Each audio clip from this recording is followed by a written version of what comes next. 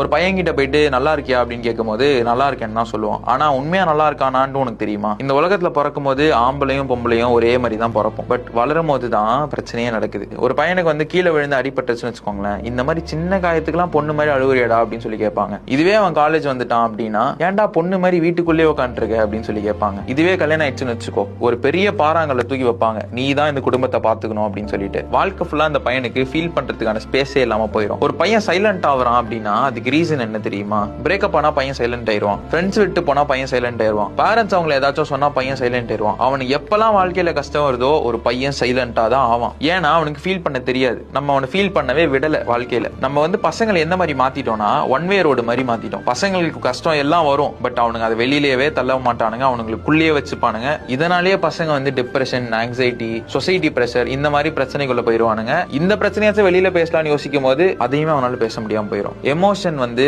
எல்லாருக்கும் இருக்கிற ஒரு காமனான விஷயம். பசங்களுக்கு பொண்ணுங்களுக்கு அது வேற வேறலாம் கிடையாது, எல்லாருக்கும் ஒண்ணுதான். அவங்களா இருக்க விடுங்க.